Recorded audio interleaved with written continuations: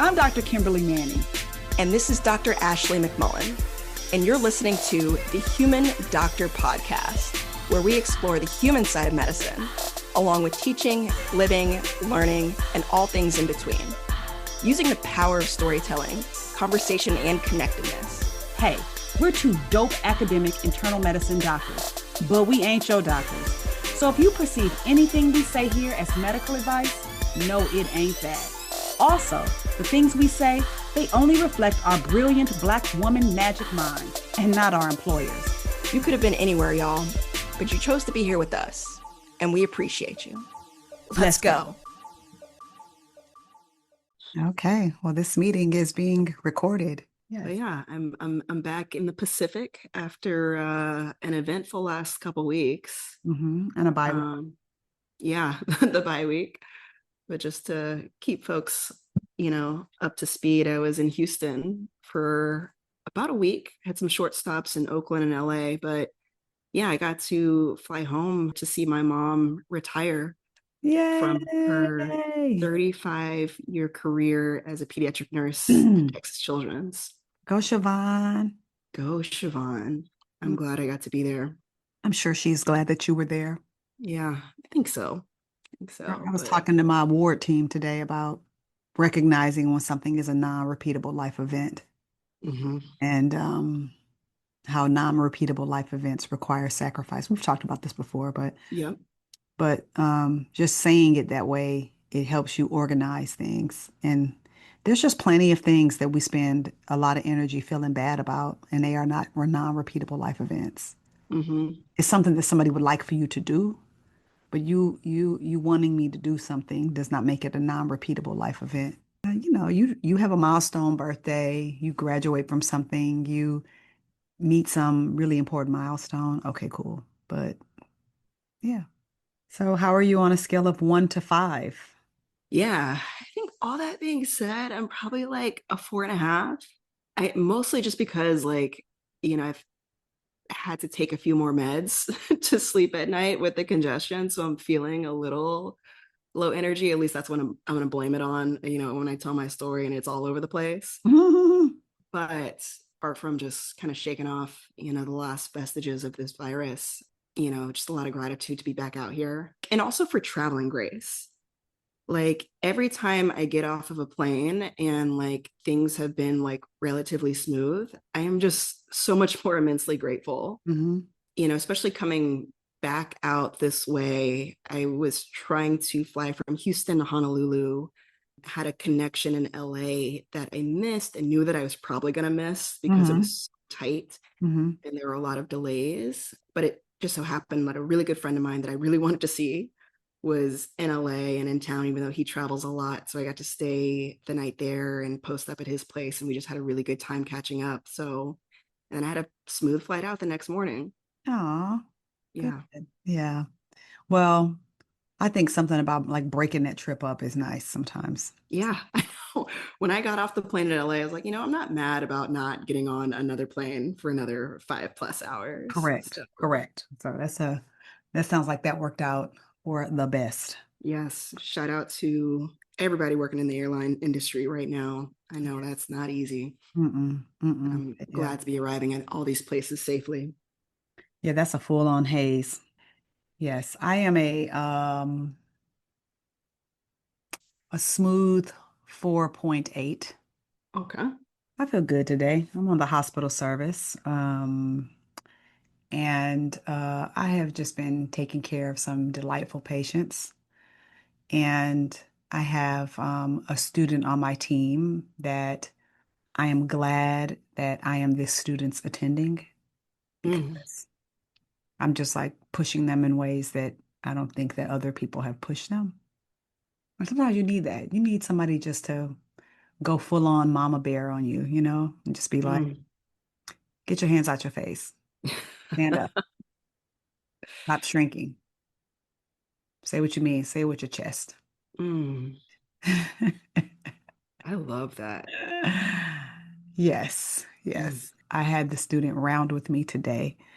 What we did was, it was just the two of us. And I said, So you're gonna lead rounds, and when we go in the room, you're gonna go in the room and you're gonna identify yourself as the student doctor, and then you're gonna say you've met Dr. Manning before.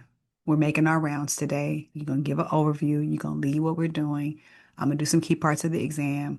I'm gonna fall back and you're gonna lead everything.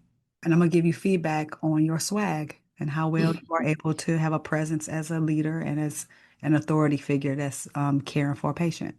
And it was a good exercise because the truth is, like, that's such a big part of knowing how to do your job. You gotta be able to show up in a way that says, I should be here and I should be the person taking care of you.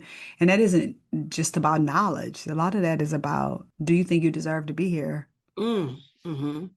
Do you think you deserve to be here? And do you think you deserve to be having some authority? And it's hard being a medical student because when you're a medical student, you just, as soon as somebody steps in the room that is senior to you, you shrink a little bit more. Yep. And when somebody is senior to that person, you shrink some more. And then when somebody does turn to you, it feels like more like performance than contribution. Yeah. And I try really hard to work to not have it be that. So I love that. I mean, I already know that you teach a master class on this, especially on the wards. And as a, still what I consider a baby educator myself, it still surprises me sometimes how the best thing for me to do sometimes is give them a platform to build confidence hmm instead of, trying to get them to download certain information. Yeah. You know what Yeah. I saw yesterday that delighted me? What's that? I was driving to work to Grady Hospital, where I was rounding on Easter Sunday. And as I was driving, I saw this car. It was like a sedan. And out of the sunroof of this sedan was a dog's head. The dog had his whole head, and it was not a Great Dane or anything. I've no idea how that dog was where he was, but the dog was sitting up high enough for his whole head. It wasn't out the window. You know how dogs be having their head out the window. Yep. That's not an unusual sight. But this was just a straight up head and neck of a dog pointed forward, and the man was driving, and the dog was just looking out. I was like, I said, that looks so funny to me. I almost wrecked because I was like rubbernecking trying to figure out was it a real dog. Yeah. I looked at the dog looked at me. I said, well, damn, you are really alive, little dog. The dog was probably serious too. Like he was out there navigating, calling out That directions. dog was living his, her, or their best life. I loved that little sight. Yeah. That made me happy. Mhm. Well, speaking of delights, I have to report back that I read Theo of Golden in the time since our last conversation. Ah, ah. And it was every bit as good as you told me it was. And, I'm trying to remember the last time like a book moved me so much that I actually wept while reading it. That happened reading that book. And it was just such an infusion of just like goodness Mm, and like gracious energy that it really lifted my spirits. I know. Wasn't it good? Hmm. I love Theo of Golden. Yeah. Told you. See, now you see what I mean about like when somebody says they're about to read it and you're like, oh, you're so lucky to get to experience that for the first time. Oh, Yeah. you. Yep. Yep. Did you read it or did you listen to it? Oh, I read it. So, oh my gosh, so you get to experience it separately because you Oh, have to yeah. listen to it. Oh, that's a good idea. I Yes, might be, because yeah. the narration is absolutely exquisite. Oh, you just got me excited all over It's again. an exquisite narration and it will feel like a whole different experience because the voices are so good. Okay. Well, Yeah. that's good. Yeah. I'm gonna do that for my next trip, which is coming up soon. It'll be my next destination race. I'll keep you posted. Cool, cool.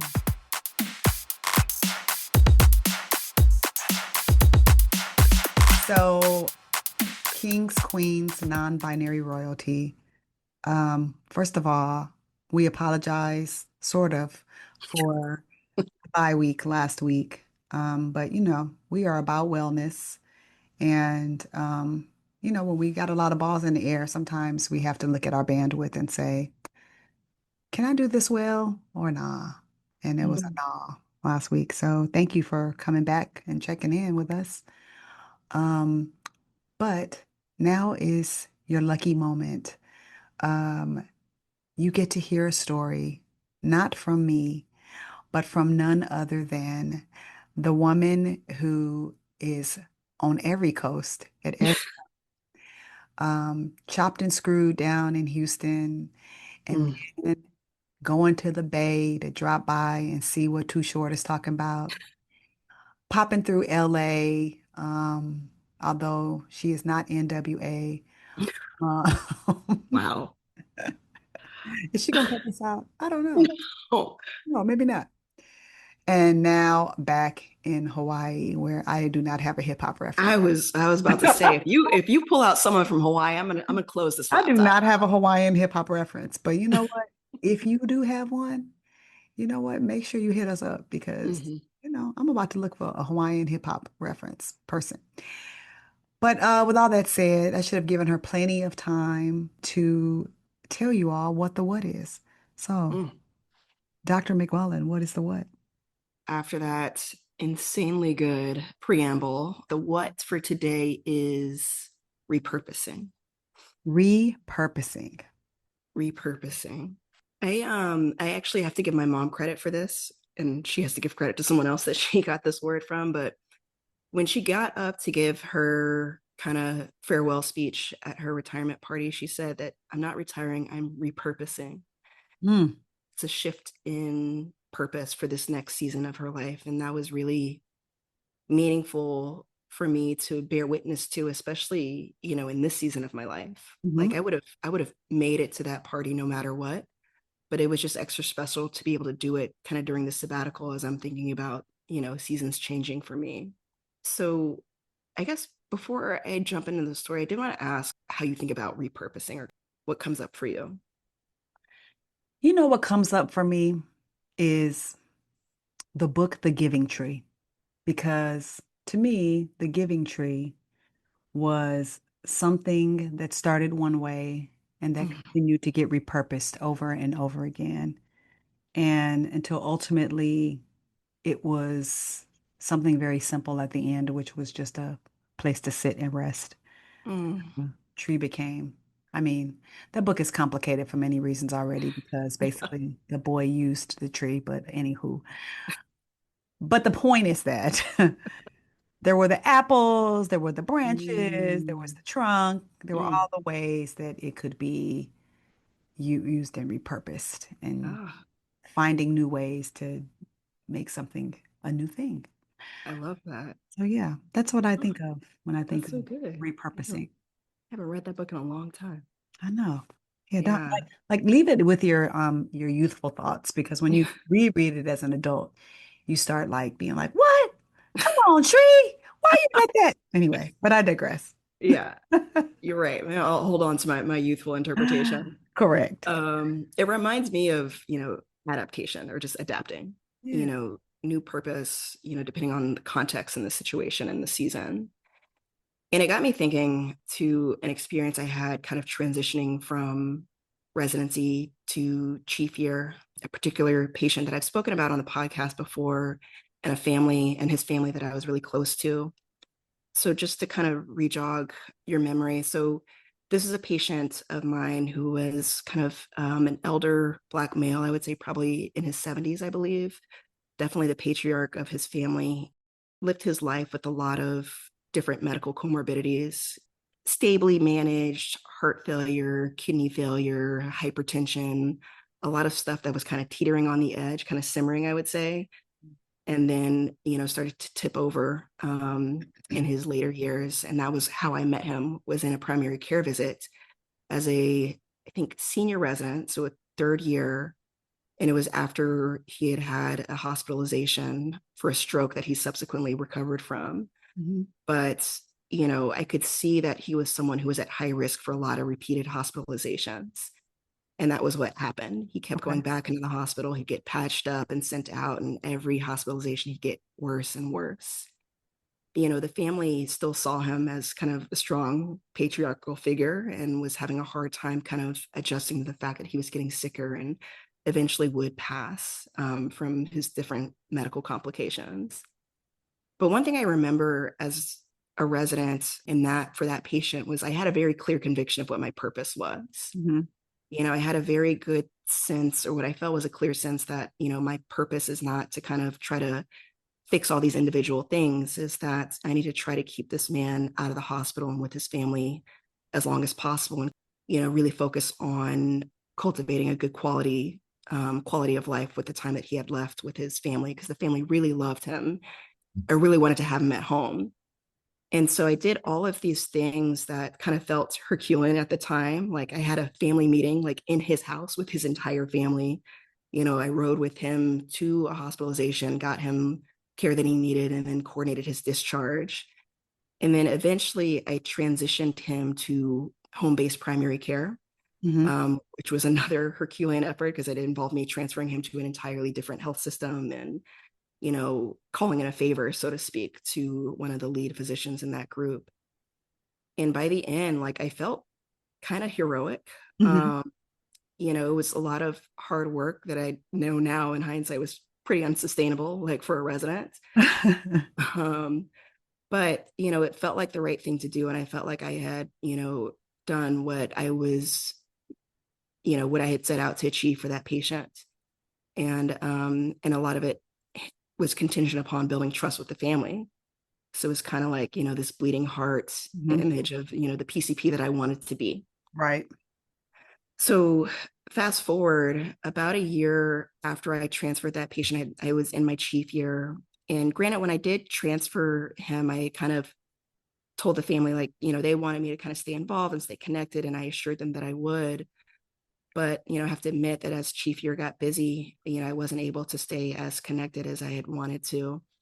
And I eventually learned from the new primary care provider that he had passed.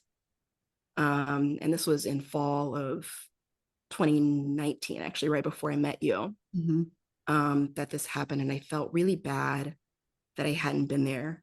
And even worse, that I found out from the doctor and not from the family. And so I ended up reaching back out to his wife and, kind of feeling things out and, trying to see if it would be okay if I came to the funeral services. And I was able to go. It was lovely, but I had to run back to clinic, so I didn't get to connect with her at the service. And so I mentioned maybe stopping by her house at a later time just to, say hi, see how she's doing. When I got there, we ended up talking for a long time and just laughing and like sharing this moment and memories. And, it started kind of just this beautiful friendship between me and her. And she really became like family to me at a time that I really needed it. You might recall, like that was a time when I had had a bad breakup with a partner. I was just starting my new job at the VA. I didn't have the same sense of home and community that I had in residency, kind of going into this new life as an attending. And, my relationship with this woman was that I would, just most Sundays after church, I would just go over there and hang out. But, I noticed, as happens often with, the spouses of really sick individuals, the spouses tend to neglect their health. And she was going through a lot. She was having a lot of really painful lymphedema, which is basically like a lot of swelling in the legs that becomes really difficult to manage. The skin thickens and, she was becoming increasingly immobile and housebound. And then on top of that, she was in a lot of pain and, having other issues. And seeing her like that, I felt kind of this need or this purpose towards like trying to remedy these different situations. Right. And so, I would do things like, she was having trouble getting up out of the chair. So I, bought her a recliner, like the electric ones that kind of stand up and help people like lift themselves out. I would, offer to like go over to the pharmacy and pick up her medications for her, which was another eye-opening experience because there was like one Walgreens in that neighborhood and the lines were absurd. And, pick up food and all these different things that she never asked me to do. She was deeply appreciative, but I found myself feeling kind of this anxious pressure around needing to kind of fix things. Yeah. And, it reminds me a lot of kind of the mindset that I cultivated as a resident, where you have a patient and you kind of break them down into a list of problems and you feel like you got to solve each problem. Right. And not that there's anything inherently wrong with that method. It helps us organize our thoughts, but you have to reframe people as human beings and also identify what is your actual purpose with this person. Right. And so as I'm trying to kind of fix all these things, it was creating a lot of kind of exhaustion and anxiety for me. And there were some weekends where I found myself kind of hesitant to go over, which felt guilty. Mm-hmm. But there was one weekend in particular that I remember I had like church, and then I had a brunch I was attending. And, usually we didn't set a schedule. Like I would just kind of show up, and I was just like, you know what, this Sunday, I'm just going to stay home, or I'm going to get some work done. I'm sure it won't be a big deal. And then the next weekend, I made a point to go over. When I got there, I noticed she was kind of quiet. And over some time, she expressed to me, she's like, I was really, really worried last weekend. I was worried that I had said something that made you not want to come over. And it made me really sad.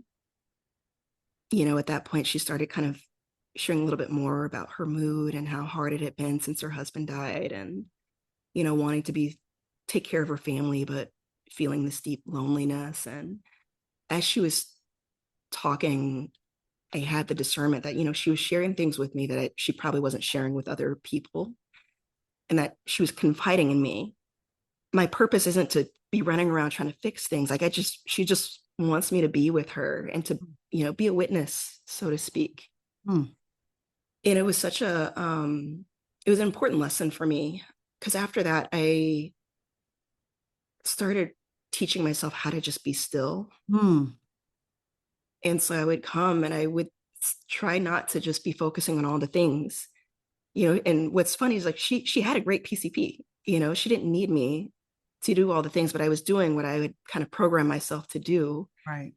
And, also recognizing, we don't just do this because this is how we see our patients. Sometimes this is how we see our loved ones as well. Right. And by this point, like, this is a friend who I loved deeply. Mm-hmm. And, part of the difficulty was seeing her suffering and having, what I thought were the resources to fix things. Right. But my purpose wasn't to fix it. Yeah. It was to be present with her. And, and that's what I started doing in the subsequent weekends, and realizing like taking that pressure off myself allowed me to be with her in a way that she actually needed. And so, up until that point where she actually passed, I was the first one to get the call from her family that they had, she had gone to the hospital. She was having some difficulty breathing. And, I had actually started opening an email to send her a PCP to try to coordinate care. And then I closed the email and I just jumped into an Uber and went to the ER.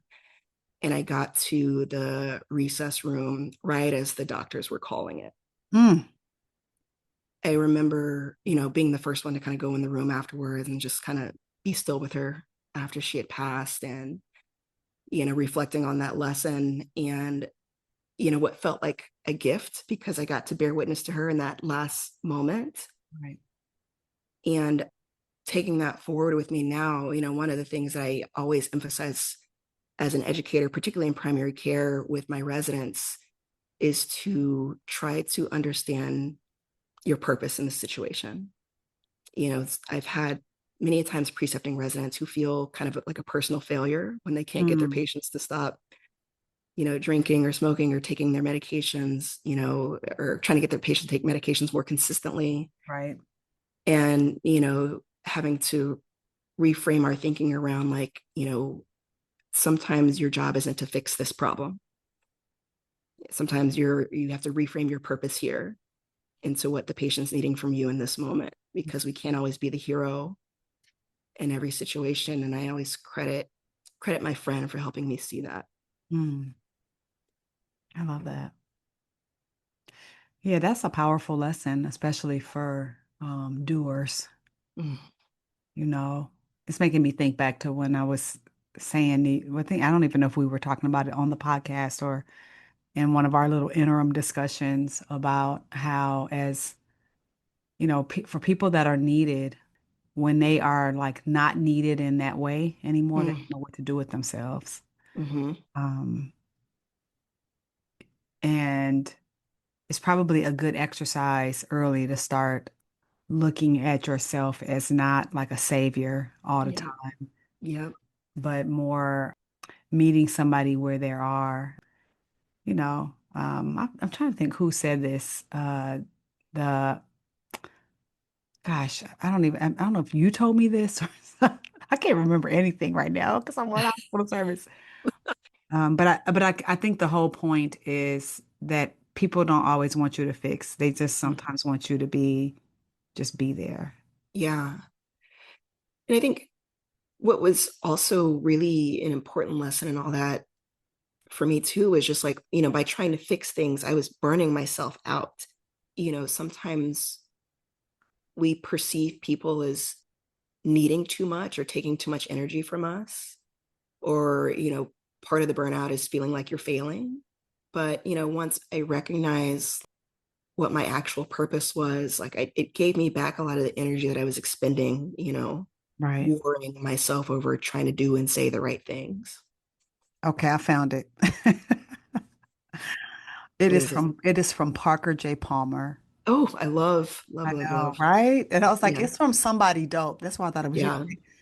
But it was Parker J. Palmer who said, "The human soul doesn't want to be advised or fixed or saved. It simply wants to be witnessed." Mm, That right there in a nutshell is why you were telling that story, what I thought. The human soul doesn't want to be advised or fixed or saved. It simply wants to be witnessed. mm, God. That's a word, right? Yeah. Yeah, because our inclination is to fix or advise or say, ooh, and let me tell you something. I wish I had time to talk about how, as a parent, holy cow. I was thinking about this. Oh my Yes. gosh, as a parent or as a child of Yeah. an adult parent, you just want to start fixing stuff. And sometimes people just want you to witness. Hmm. Yeah. And I find that, it's harder when you actually have resources. Mm, You mm, know, when mm. you are in a position with power and stuff, and like your first reflex is to try to utilize that to Pull fix the out, situation. pull out my stuff. Who am I going to call? What am I going to? Hmm. You know who is really good at just being still and not trying to tell you what to do? And that is Harry Manning. I am so serious. I constantly find myself saying, well, what would Harry do in this situation? Because like when the kids are telling me stuff, I am like psychoanalyzing it. I'm trying to fix it. I'm trying to, send you stuff to read and Hmm. whatever.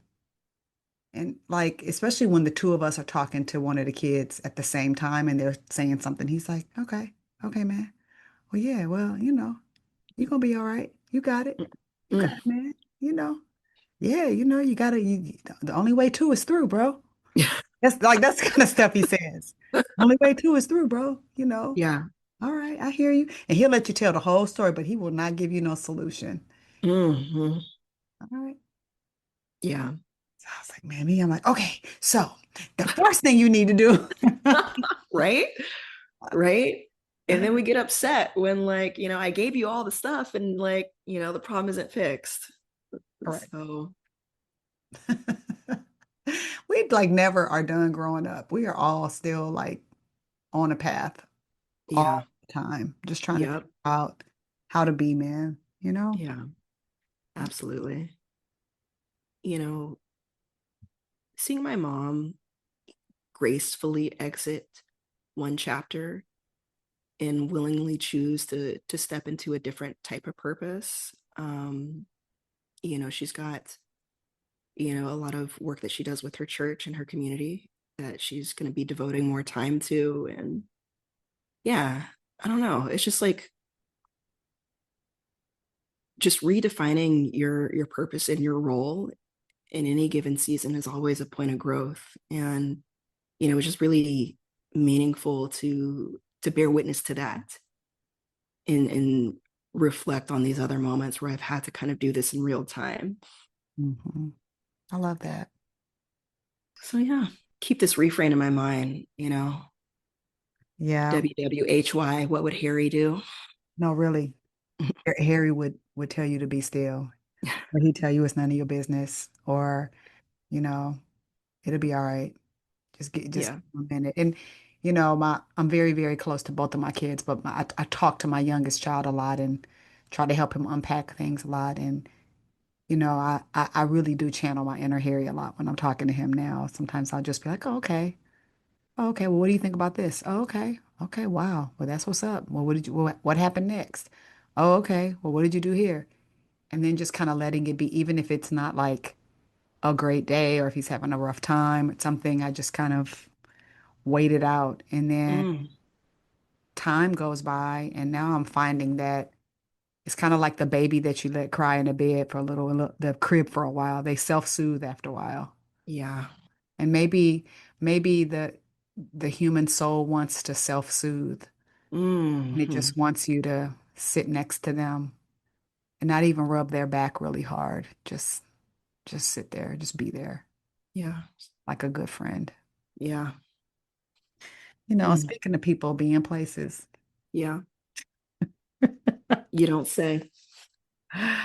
speaking of people being, if you have not yet registered for the Society of General Internal Medicine national meeting, which is going to be in the DC area, the DC Harbor area, Hmm. I highly recommend you do, because you should really be present when we are there live Hmm. at the meeting. Yeah. Yeah. Yeah. I'm getting really excited for it. Yes. Well, I look forward to all of our listeners who will be there live and in person. And I look forward to talking to you in person. Yeah. I can't wait, sis. Me either. And next Yeah. week, I'll have to talk to you about how I went to the New Edition concert. I forgot. Oh my God. I forgot to tell you that. I was like, I should. Yes. But Oh, that's it'll just right. give us something to talk about next week, too. Yes, for sure. All right. All right, Well, on sis. that note, sis, as my late father used to say, I will plant you now and dig you later. My dad used to say that to me all the time. I'm gonna plant you now and dig you later. I don't really know why he said that, but he did. I love it. I love it. All right, sis. Holla.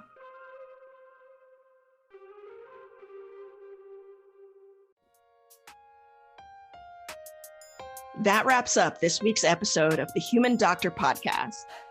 Special thanks to our favorite brother gastroenterologist, Dr. Chuma Obiname, for the beats. Shout out to the Dr. Ashley McMullen for editing and production. Mad love to our podcast family at The Nocturnist and the Clinical Problem Solvers, our Med Twitter fam. And especially shout out to all of you, our listeners. Until next week, remember, we see you and you are enough. Holla!